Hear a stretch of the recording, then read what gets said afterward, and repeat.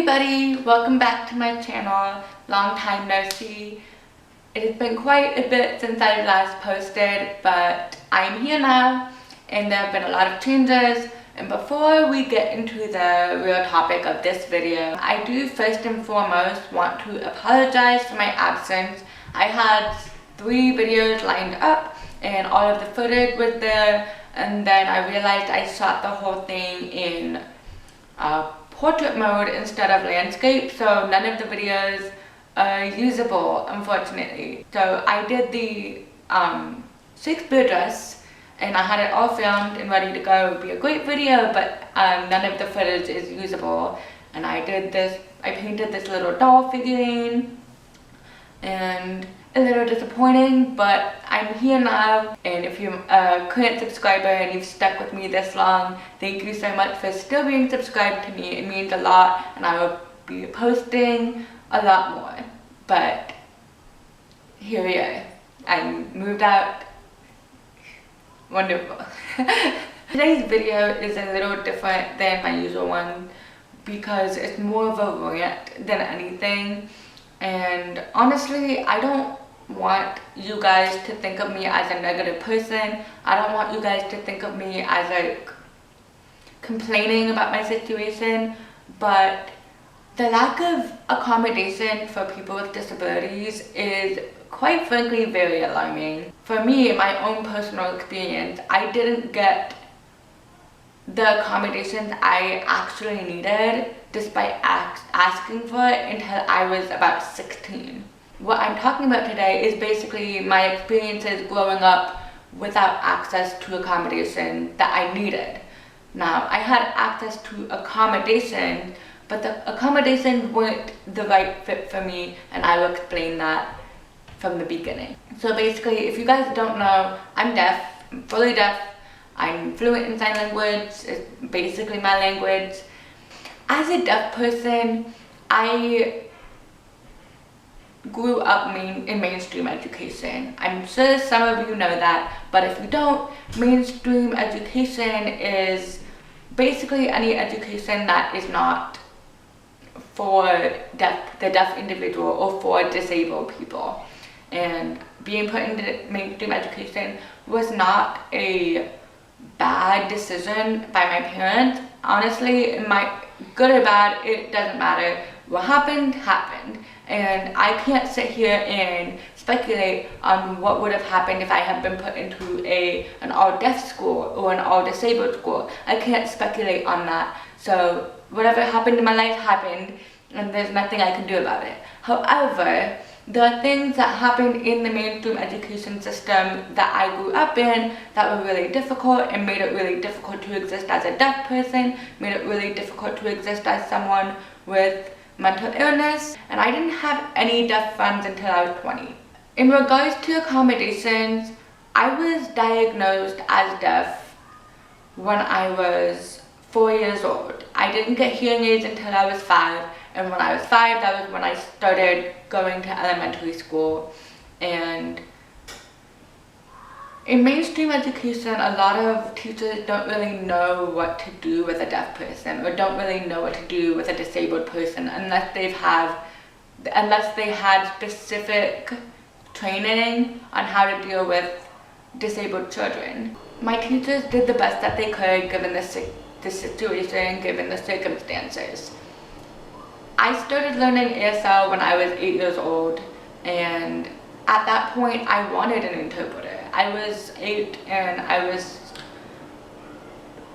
basically teaching myself all of my subjects in school. Up until I was 16, I taught myself all of my subjects personally because I would be in class and the teacher would be lecturing, and yes, the teacher would turn and look at me to make sure I could read their lips, but lip reading isn't 100% accurate, and my lip reading abilities back then were not the lip reading abilities I have now. And even now, it's still, on my best days, I miss 30% of what is being said.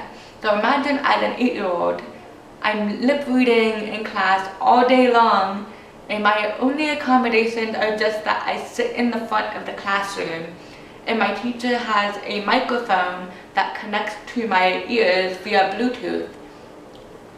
Now, if you've never met a deaf person, or you've never had experiences with a deaf person, or never learned about what it is to be deaf, making something louder or amplifying sound is not very helpful. For me, like, I have hearing aids. They don't do anything in the way that hearing people want it to do. And basically what they do is they amplify the sounds that I do have. They amplify everything. So anything that I can hear is 10 times louder. It's very overstimulating, but it doesn't make it clearer. It doesn't make it understandable. It just makes it louder. The accommodations I needed when I was 8 years old up until I was 16 was a sign language interpreter. And quite frankly, if I had gotten an interpreter earlier, I feel like my life would have been a lot better, a lot more comfortable, and I wouldn't have the pressure of teaching myself every single subject in school. I'm very fortunate to be smart, and I was able to teach myself my subjects.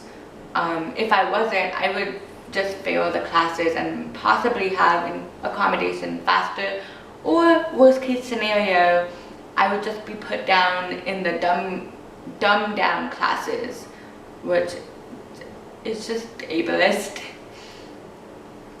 But because I taught myself my subjects, I got all A's, I slipped under the radar, and I was considered high functioning, which is a very ableist term to use. I am considered high functioning by every non-disabled adult in my life, by every person I have ever met. And growing up, I took it as a compliment. I didn't realize that by labeling me high functioning, they were putting me on a pedestal and giving me way too much pressure to be something that I was not. High functioning is not a compliment. It is, in fact, a double standard, if anything. While putting me on an elevated platform, it puts down other disabled people who are not considered high functioning. Instead of lifting me up like it was aiming to do, it really puts everyone with disabilities down. It considers me being able to function in society, well, not anymore actually. It considered me being able to function to the wills of the adults in my life under the education system as good. And if I wasn't that, if I had trouble, if I needed, well, I did need accommodation, but if I needed the accommodation more loudly, I would be considered less high functioning. I would be less functioning. And so it's just a double standard. Like, I was quiet about my needs until I was 15, 16. I was quiet about my needs until I finally had to drop a class. That was the reality of me getting accommodation. The school system didn't want to spend money on actually giving me accommodations that I needed until there was proof that I actually needed it. They had me prove that I was actually deaf, not by my audiology report that I've had since basically I was 4 years old. And I would get them every other year for all of my life, proving that, hey, I am a deaf individual. They didn't accept that as proof. To want to know what proof my school system needed in order to give me accommodation, that I was, deaf enough to have my accommodation, they needed me to go through cochlear implant testing. And that is a specific traumatizing experience that I never want to relive.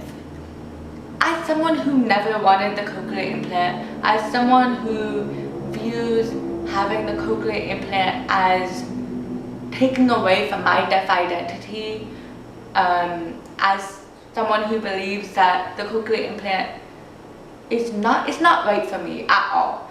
The cochlear implant, I can go into so many reasons why I don't like the cochlear implant as a choice for me and also for most deaf people. In reality, it's a choice. if a deaf person wants it, they should be allowed to have it.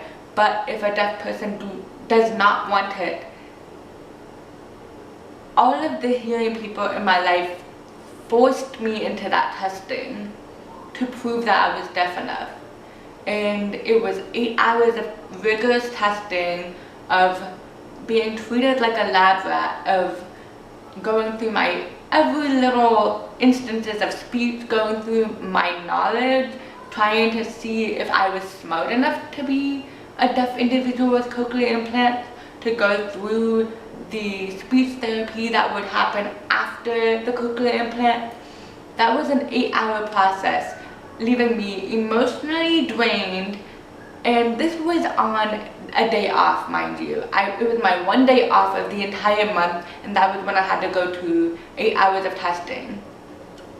And at the very end of the 8 hours of testing, they sat me down in a briefing room and showed me all of their prototypes and basically said, you don't have to think about it now, but which one do you think would you like? Even though I told them so many times I did not want it. And that was just to prove that I was deaf to my education system. That was just to get accommodation. And we didn't even go through this process until I had to drop a class, until I had started failing, until I realized that I couldn't teach myself every single subject in high school. I was in honors classes up until that moment, and that moment when I stopped being able to teach myself my subject, I stopped being able to interact like everyone else, I started being a problem more than an asset. And that's when they decided to give me my accommodations. And I guess this is why I decided to do the little rant, is because I keep going to jobs and they won't have an interpreter there, and especially with the mask, it's very tricky and it's not fun at all, and I feel left out. But in order to get dance jobs, sometimes you have to make sacrifices, even if it means at my own expense. And at my part-time job, I don't have accommodation there either. My managers are nice to me, and that's pretty much the extent of the accommodations. And the reason I'm not naming where I work is because I don't want to get in trouble, and I don't want them to get in trouble on my behalf. But that is a fact of where I work, and it's a fact that every part-time job that I have worked. I'm just frustrated of not getting the accommodations I need. I'm frustrated of my friends not getting the accommodations they need. I'm frustrated of disabled people having to constantly prove that they are disabled or disabled enough, if that even makes any sense. The fact that people still need to rally around having a wheelchair ramp installed in a building. The fact that people still have to tell other people, hey, you shouldn't make fun of someone for being weird or not understanding a situation.